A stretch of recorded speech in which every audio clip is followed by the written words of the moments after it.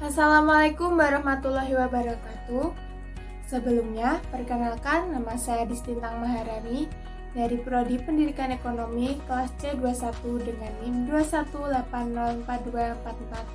21804244051. Pada kesempatan kali ini, saya akan menyampaikan mengenai materi dari mata kuliah Etika Profesi Keguruan, yaitu peran profesional guru dalam pelaksanaan bimbingan konseling. Berikut penjelasannya. Konsep bimbingan konseling, upaya yang dilakukan guru untuk membantu siswa dalam memperbaiki konsep diri dan kepercayaan diri. Dalam makna BK tersendiri, BK bukan merupakan tempat untuk siswa yang bermasalah, seperti siswa yang nakal, yang suka membolos, suka datang terlambat ke sekolah. Tetapi, BK merupakan tempat bagi siswa yang memiliki hambatan dalam proses pembelajarannya selama di sekolah. Seperti tidak bisa mengikuti ritme pembelajaran di kelas, tidak nyaman dalam pembelajarannya, dan tidak memiliki kepercayaan dalam pemilihan jurusan. Tujuan bimbingan konseling. Yang pertama, membantu siswa mengembangkan minat dan kecakapan. Yang kedua, membantu siswa dalam pemecahan masalah. Dan yang ketiga, membantu siswa untuk memperoleh keputusan pribadi dalam menyesuaikan diri terhadap masyarakat. Fungsi bimbingan konseling ada 5. Yang pertama, fungsi pemahaman, yaitu siswa peka terhadap lingkungan dan mengetahui apa yang ia mau. Yang kedua ada fungsi preventif, yaitu menghindari dari perbuatan yang membahayakan. Yang ketiga ada fungsi pengembangan, yaitu menyediakan solusi dari suatu masalah. Yang keempat ada fungsi penyembuhan, yaitu bersifat akuratif dan memberikan treatment. Dan yang kelima, yang terakhir, yaitu memilih ekstra atau jurusan dan karir.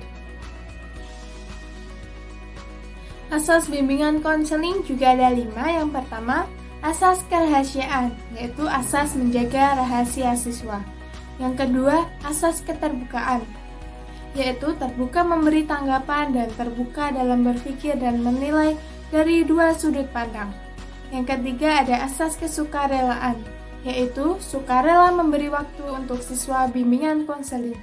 Yang keempat, asas kekinian, yaitu sebagai konselor harus mencari pemecahan masalah yang terjadi dengan pemecahan saat ini atau pemecahan yang terkini. Yang kelima atau yang terakhir, asas alih tangan, yaitu suatu asas yang menghindari terjadinya pemberian layanan yang tidak tepat dan memberi pengetahuan yang tidak handal. Materi selanjutnya yaitu layanan bimbingan konseling.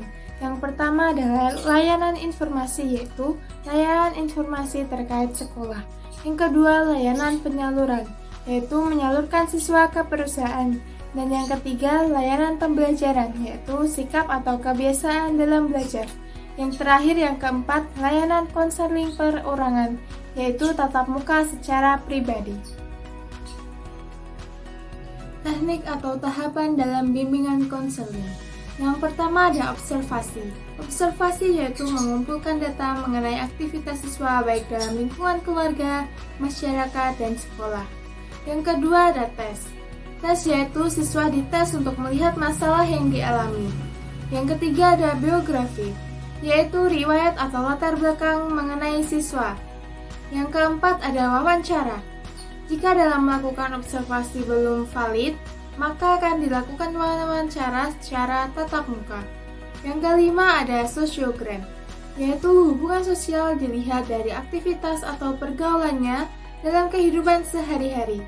Yang keenam atau yang terakhir yaitu kunjungan rumah. Hal ini berkaitan dengan cek data siswa dengan orang tua.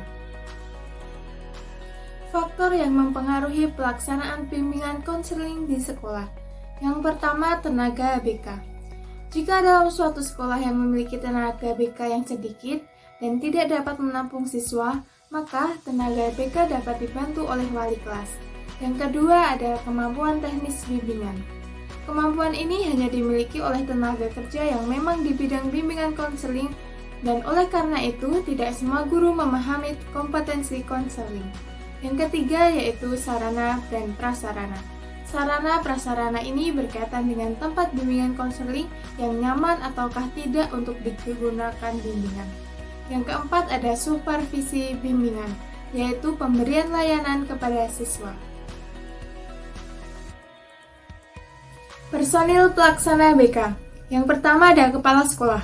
Kepala sekolah bertugas sebagai koordinator semua kegiatan terkait BK dan sebagai pengawas dan sarana prasarana. Yang kedua ada konselor. Konselor adalah sebagai pelaksana, yaitu guru BK.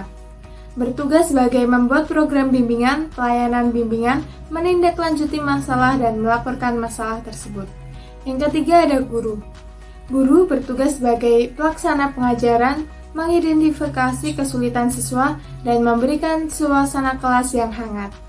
Yang keempat ada supervisor. Supervisor dalam bimbingan konseling adalah pembina, yang bertugas sebagai membimbing seluruh staf dari dinas terkait. Peran guru profesional dalam melaksanakan bimbingan konseling di sekolah. Yang pertama ada mengembangkan kehidupan sosial, yaitu yang dimaksud memahami siswa dengan lingkungan sosial. Yang kedua, mengembangkan kemampuan belajar, yaitu memberikan pelayanan tentang kemampuan atau potensi yang dimiliki siswa. Yang ketiga, mengembangkan karir, yaitu menentukan tujuan masa depan seperti menentukan kelanjutan sekolah dan menentukan jurusan yang akan diambil ketika kuliah. Yang keempat, yaitu mengadministrasi kegiatan, yaitu seperti menyusun program-program. Sekian penjelasan dari saya mengenai materi peran guru profesional dalam pelaksanaan bimbingan konseling dari mata kuliah Etika Profesi Keguruan. Bila ada salah kata atau kurang kata, saya ucapkan mohon maaf dan sekian, terima kasih. Wassalamualaikum warahmatullahi wabarakatuh.